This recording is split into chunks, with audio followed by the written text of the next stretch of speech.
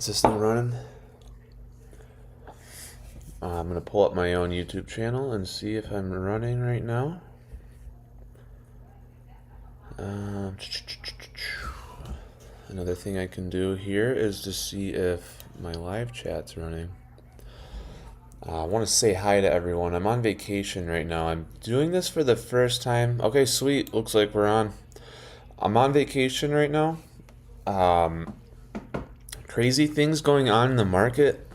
The whole drive up to the cabin, I was like, no, I'm just on a ski trip.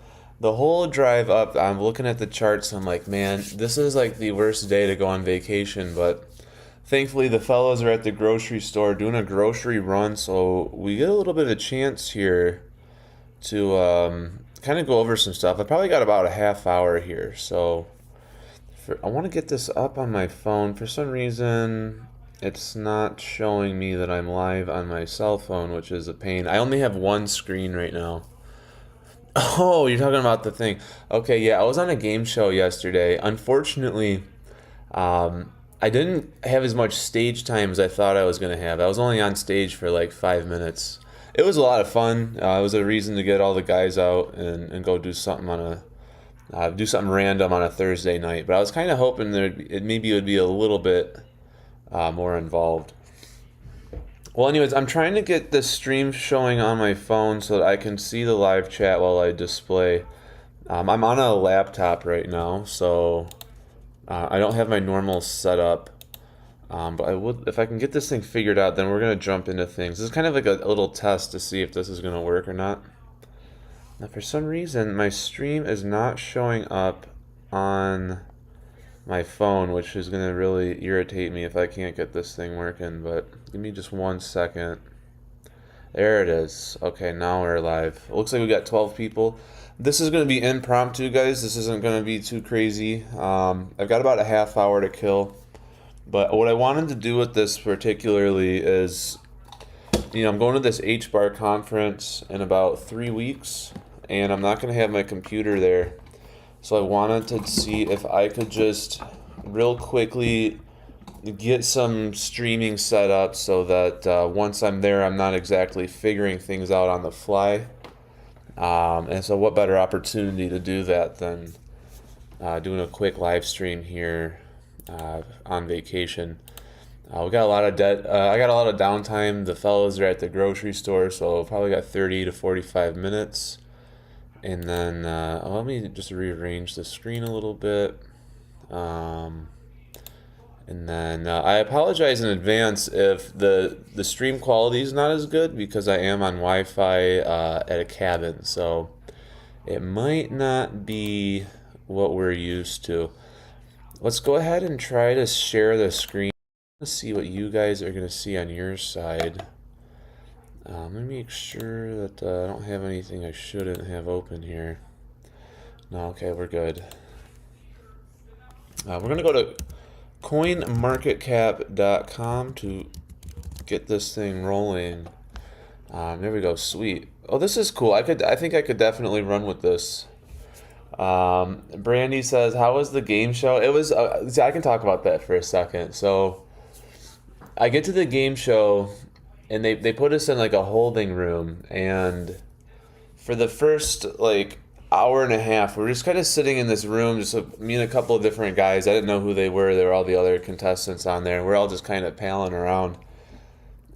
They took us out on stage one by one, but they kind of had me be like this villain character, so I never really got to have that much stage presence. What they wanted me to do was basically go up there and steal one of the girls from one of the guys, and so it was fun, it was cool, but it was also like very scripted, if that makes sense.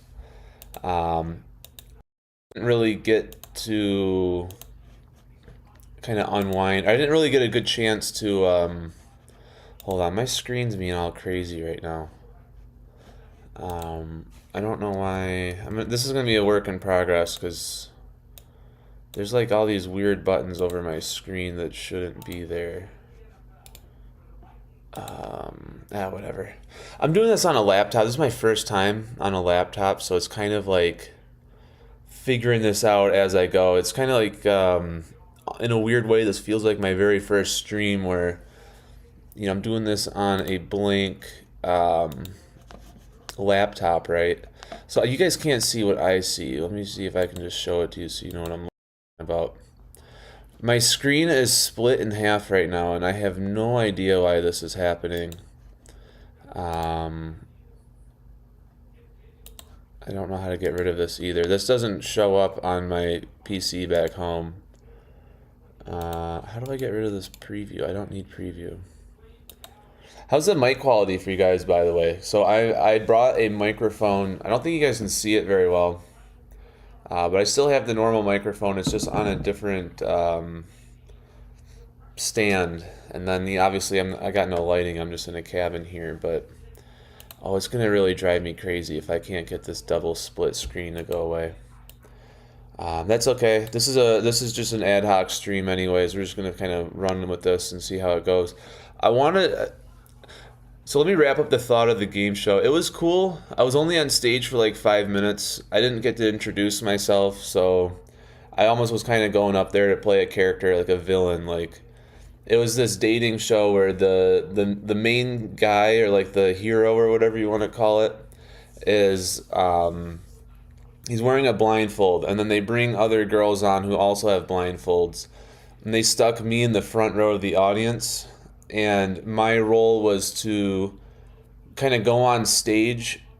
If one of the other contestants rejected each other, I was supposed to go in there and swoop in and steal the girl, which was very entertaining and cool. But I thought in my mind before going on this thing that I was gonna maybe have a little bit more involvement. But I guess in a weird way, it's kind of good that I didn't, because some of the questions they were asking this guy were personal details I would not want on the internet. And I feel like when you're in that situation, you're kind of pressured to answer some of these things. And you just never know who's going to be watching those videos 5-10 years down the line. All of the questions were very, very raunchy. I've got family that's watching my YouTube channel, so if they saw what was being said on there, it could make things with family kind of awkward. And it could also make things awkward with like future partners that you meet down the line. So in a weird way, I'm a little bit relieved that I didn't have to go through any of that, because I'm not sure in retrospect that I would have liked it. But what we're going to do here, I don't have a whole lot of time, but if you guys have been keeping track of what's going on out there, silver absolutely tanked today. And on the whole drive up, we left around 11 a.m. We just got into town about a half hour ago. The whole time I'm watching the charts, it's just going down and down and down. And then there were also some tweets from David Schwarz that has people freaking out. So I was like, oh man, there's so much going on right now. I've got to find some time to talk about it. So I'm kind of glad they went on this grocery run, because that'll kind of give me the opportunity to do that. So without further ado, I'm going to... Oh, I'm already sharing my screen. Okay. I'm going to jump over to the charts. So as everyone knows, the crypto market took an absolute beating this morning. XRP down to $1.70. I don't think that XRP has been this low since... Oh, hold on. They're at the door. Give me like 10 seconds. I got to go let the people in. You got it? Are you sure? Yeah. All right.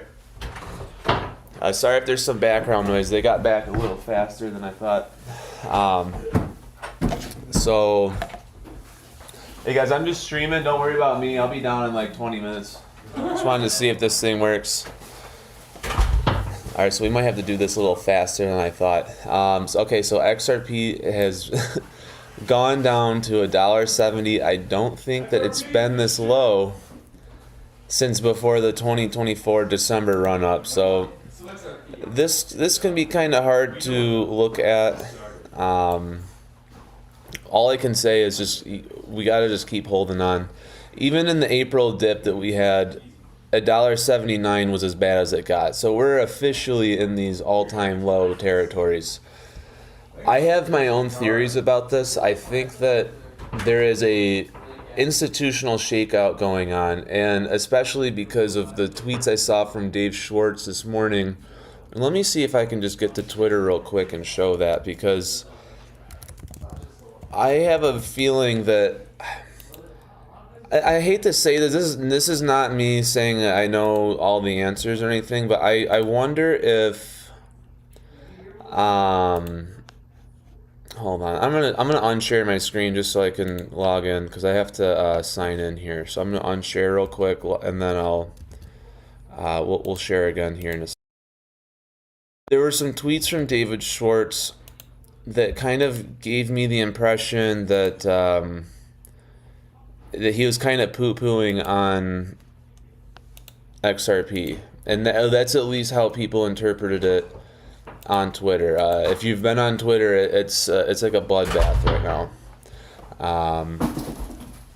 And I saved some of those tweets. I'm on Twitter now, so I'm going to start sharing my screen again. But this was really what I wanted to here and just cover real quick, because it's something that I think is going to be important to a lot of you guys. It's definitely important to me. And since I only have one screen, I'm going to give it a quick second to see if the stream catches up to what I've got, because I don't have a second monitor right now to monitor the stream. All I can do is use my cell phone. Okay, cool. It looks like we're good. So here's the here's the tweet. David Schwarz, when XRP was, a fraction of a cent, 0.006, a price of a quarter felt about as ridiculous as $100 does today. We had a 25-cent party and joked about how impossible it seemed. On the surface, that doesn't seem like the problem, but some of these other people on Twitter have really been going at him hard, and some of his other tweets kind of put a poo-poo or a rain cloud around XRP. And I'm wondering when I'm reading these, if David Schwarz on some level can't tell us what he really knows. And then I think there's also a level of this where they might, I hate to say it, Ripple might also want us to start selling. And so if we dig through some of these, I think the original tweet this was the one. This is the one that's got a lot of people up in arms. David Schwarz saying, I don't feel comfortable saying something like this. While I don't think it's likely, I didn't think XRP would ever hit a quarter. He started selling XRP at 10 cents because it seemed insane. And then he remembers when Bitcoin hit $100. So when a lot of people read this, and some of these tweets are very fresh, by the way. I think some of them are literally from as short as an hour or 2 hours ago.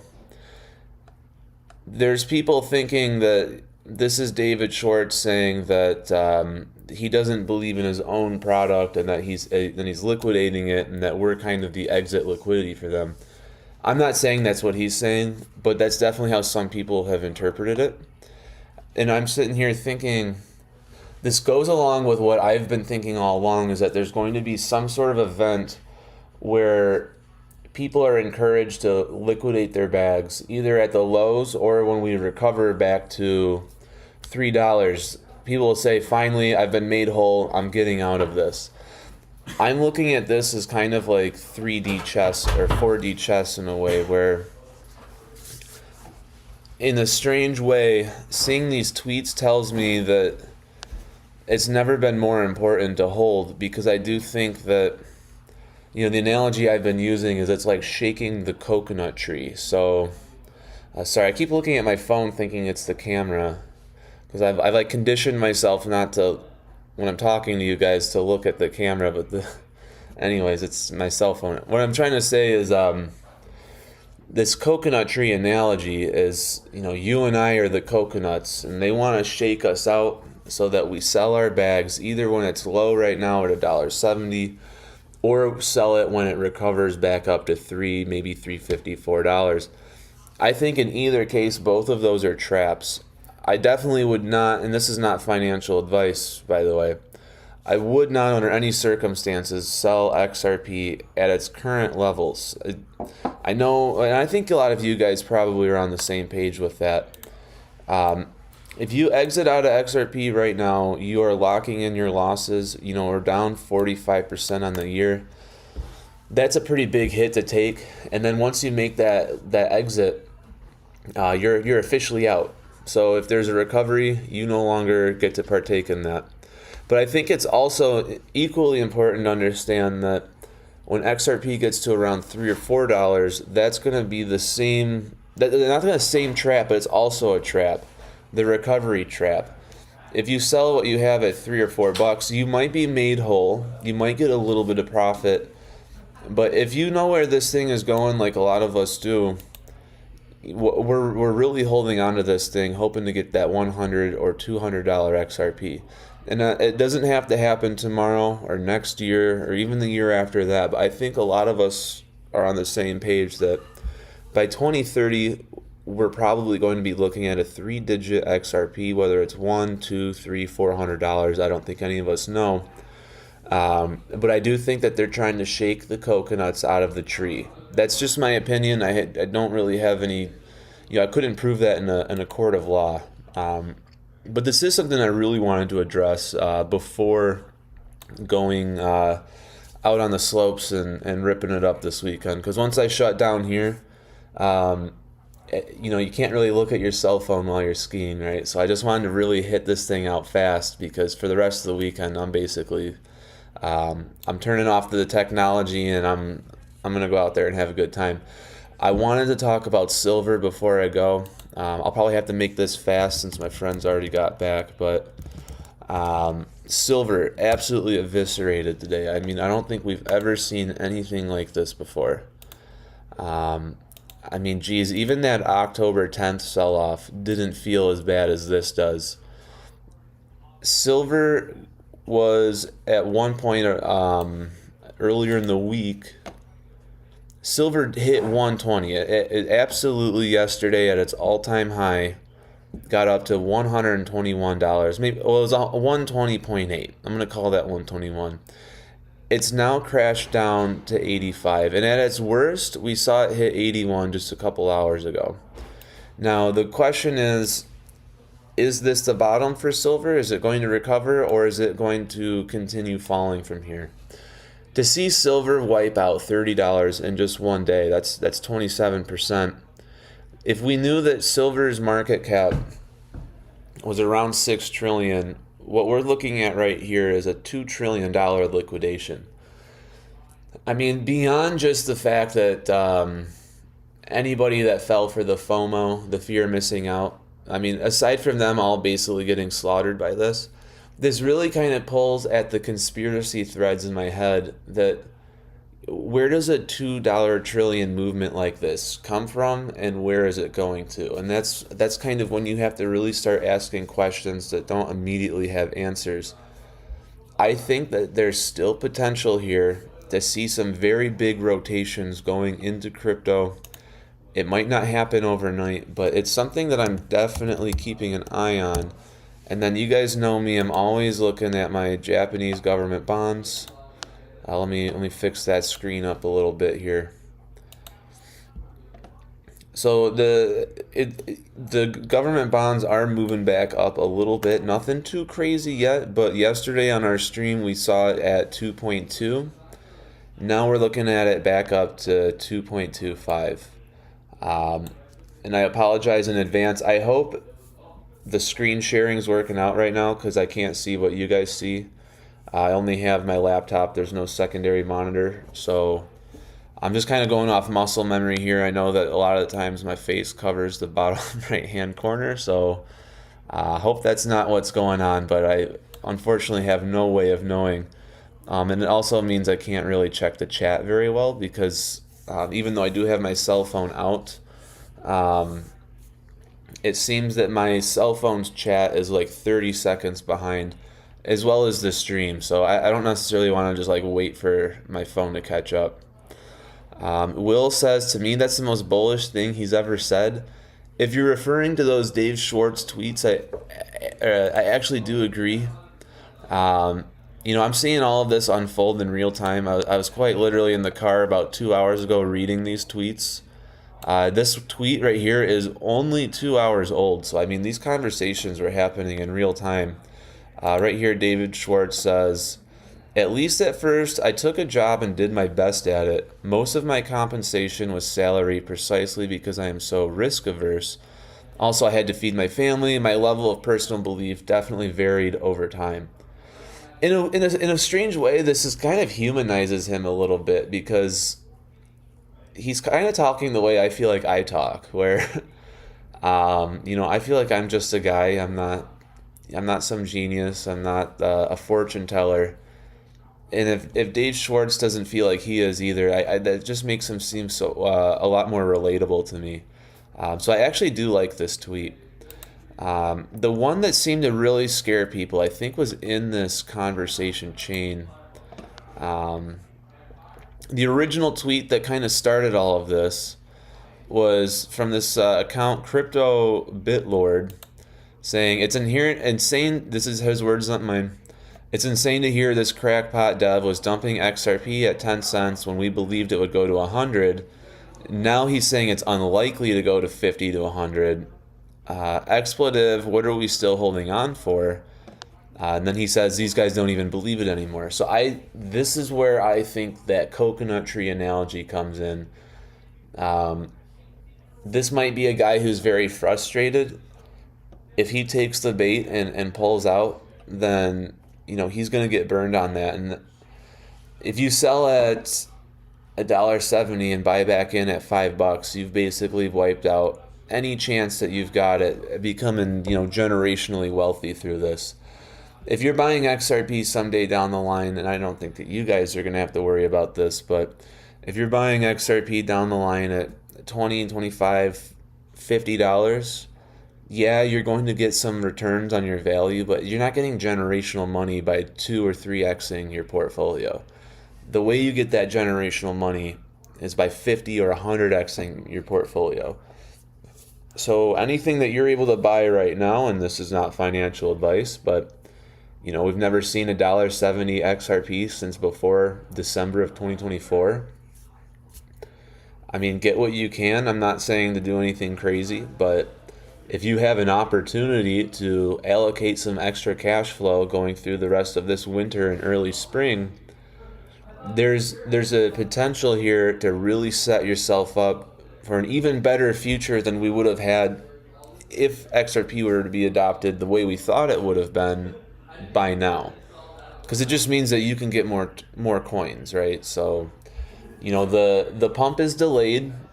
Disappointing. It doesn't feel great, especially if you're kind of trying to plan your exit strategy around this.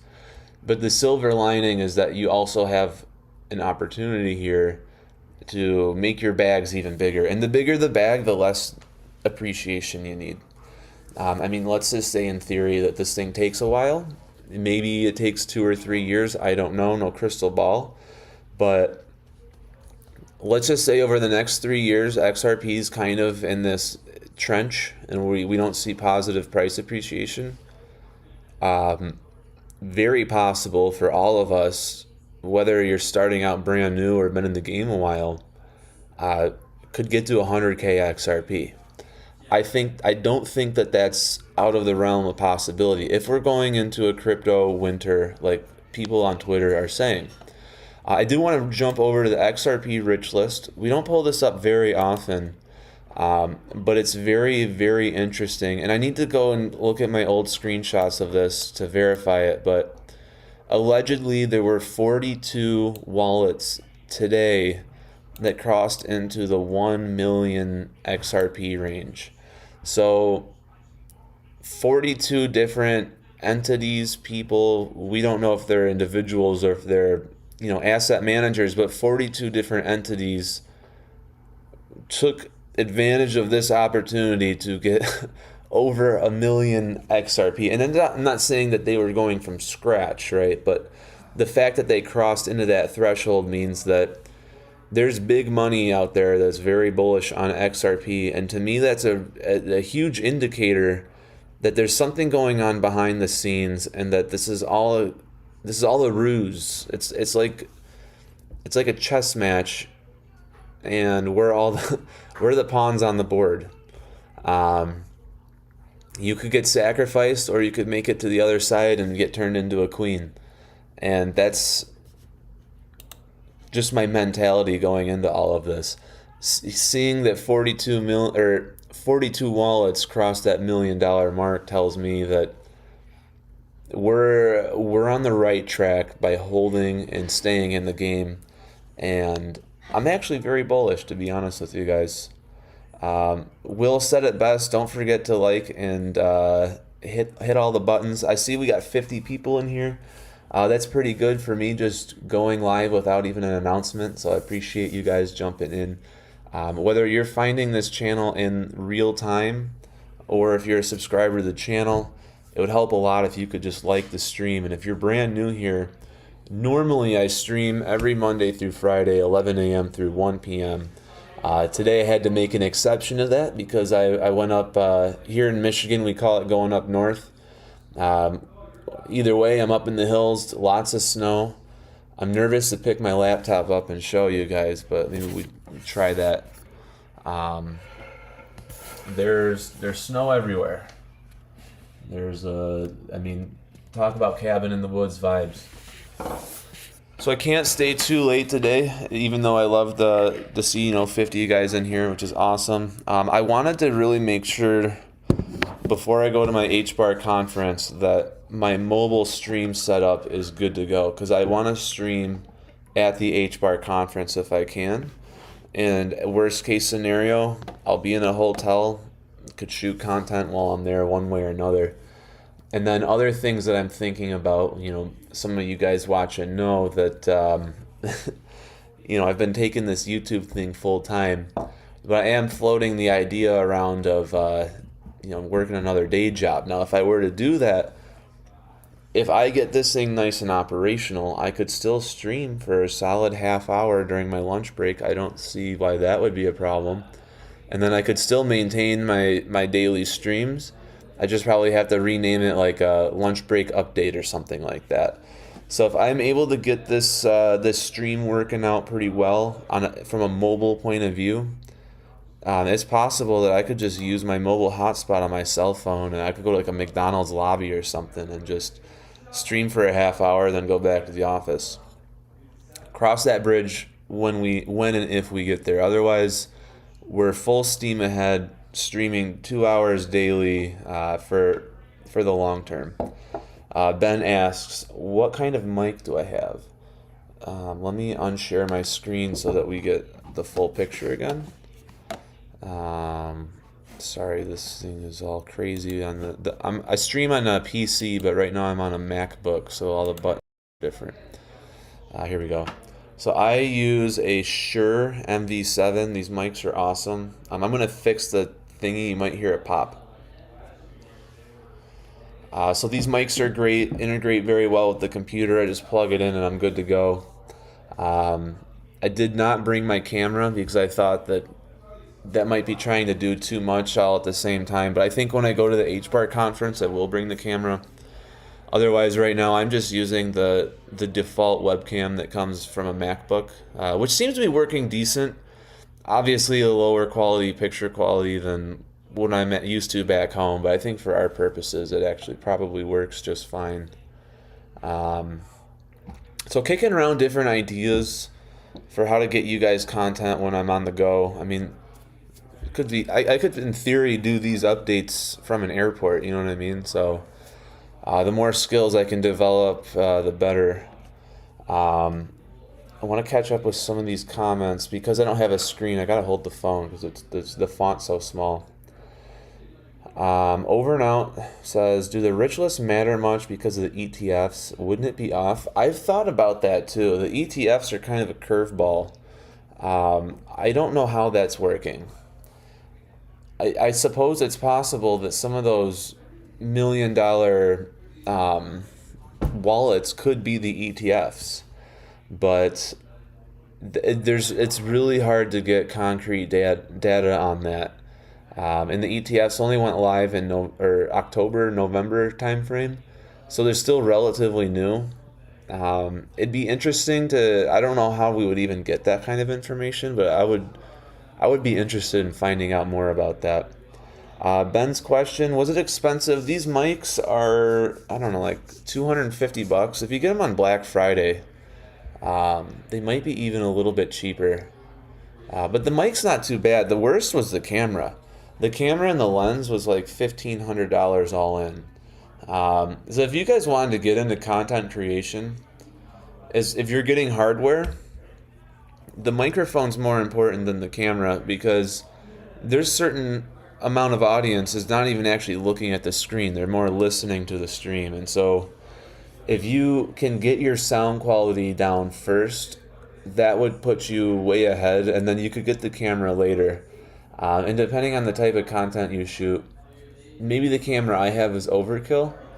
But part of the reason I like it is because it takes really high quality photos. So when I take my thumbnail photos, I've got like I have like an 8K resolution shot. So I'm in there making the thumbnail. You can see the hair follicles in my chin. It's actually pretty crazy. And I think that goes a long way for thumbnail design. So even just I think the camera was worth it for the thumbnails alone. But if anyone wanted to get into content, I would just say start with a microphone and use your built-in webcam if you need to get by on that, or use your cell phone. Maybe someday I'll make some more content about how to actually become a YouTuber, but maybe we'll cross that bridge when my channel's bigger. I want to cover a few things real quick because I'm going to rejoin the fellows downstairs here pretty soon. But I wanted to talk about Flare really fast before we go.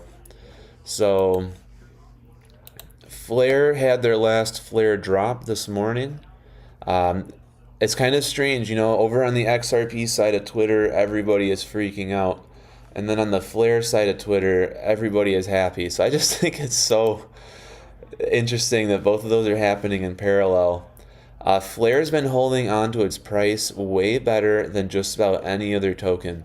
It's still down, but only down a 1.5%, whereas these other tokens are sometimes, some of them are slaughtered by 5, 6, 7%. So to see Flare holding on like this is really pretty remarkable to me. And now with the last Flare drop out of the way, I've got everything ready to go for my Flare mini series. I've even created the playlist for it. Sunday night when I get home, I'm going to get on my computer and I'm going to shoot that video. I'm going to do everything I can to get it out to you guys Sunday night. Otherwise, that video will come out Monday. Basically, what we're going to be doing there is I'm going to be staking 50,000. I'm going to be staking 50,000 Flare. I'm going to be wrapping 50,000 Flare, and then I'm going to be putting 50,000 into the collateral pools. And I'm going to make it real easy to follow. I'm going to break it all down, and I'll even include how I picked my FTSO, which I already have. So I'm going to be going with Anchor. I kind of covered that one off on stream. I think some of you guys probably saw it, but that's going to be a fun video. Really can't wait because I think it's going to really tell a big picture when people can see the before and afters. Because I'm going to run this mini series for 6 months. And I have to imagine by August, anyone who's been on the fence about staking and wrapping their Flare will maybe even be kicking themselves that they didn't start sooner. But that's kind of the whole point of making the educational content, right? Is to help people get to that level. I see a couple more things out here. You guys have really been asking me a lot about Canton. So here's the thing. We've talked about it a few different times now. The thing that makes me nervous about Canton is the fact that you can't have self-custody. But at the same time, you almost can't really deny that it's the only token that's not getting hit too bad right now. I mean, it's up 3% in the past day, up 20% in the past week, and up 22% in the past month. But you don't get self-custody with Canton. So Canton, for all intents and purposes, is no different than buying a stock. If your intention is just to flip something for profit, I could see a good argument being made there.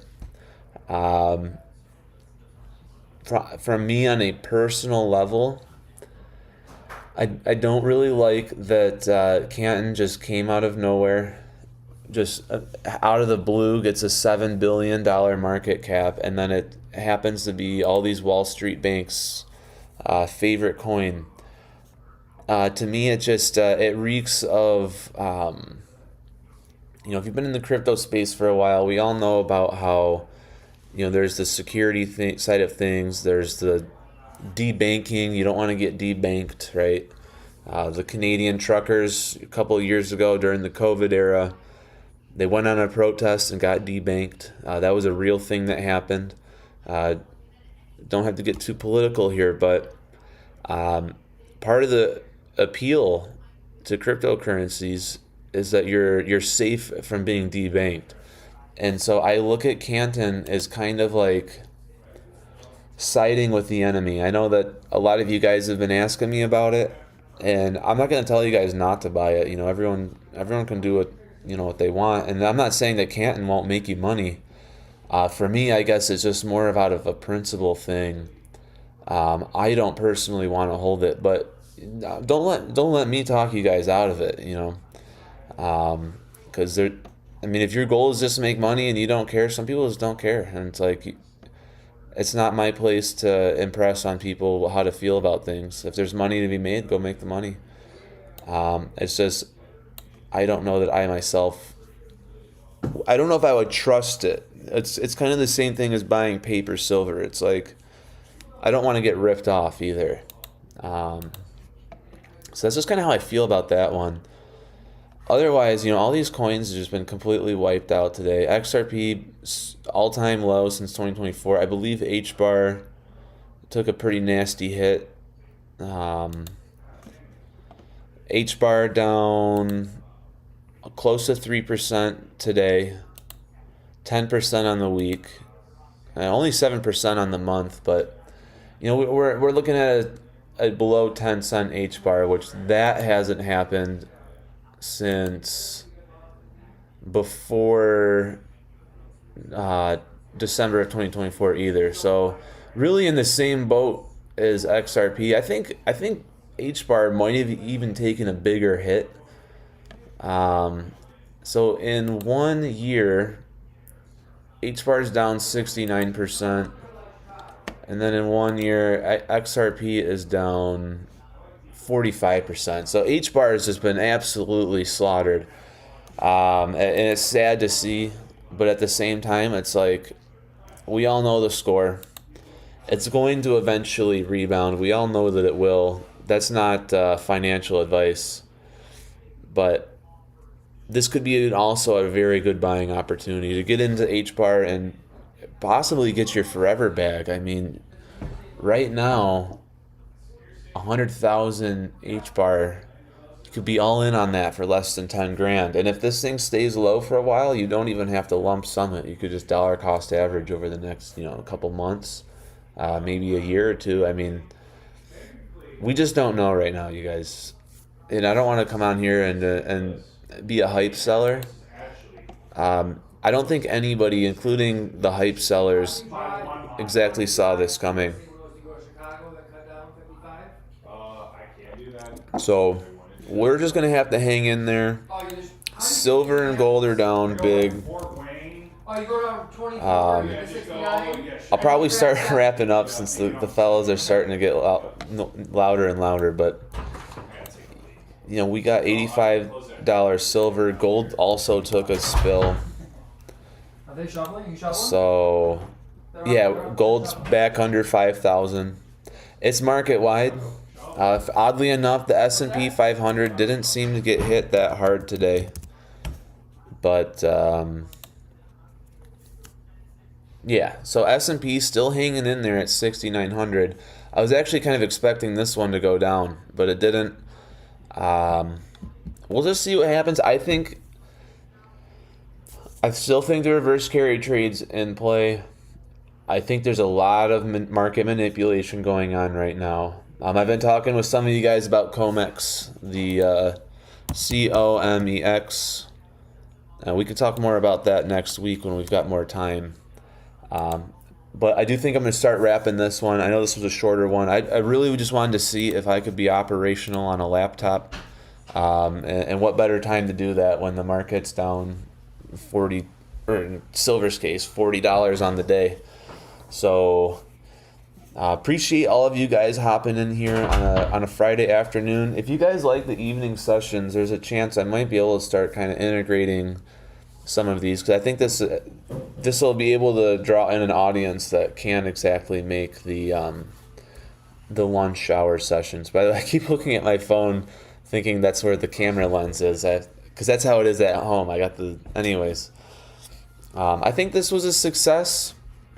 We'll definitely do more of these. I'll have to figure out how to make this thing on the left. I don't need to see my screen twice. I have no idea why it's doing that, but Are these yours right here? in any case, I do think I'm going to start wrapping up. I will see you guys on Monday, no matter what, and I hope to have that flare video out for you Sunday night. I'm going to do what I can to get that out there. With that, you guys, I got some oat sodas to finish and some skiing to get done. So I'll see you guys next week. Take care.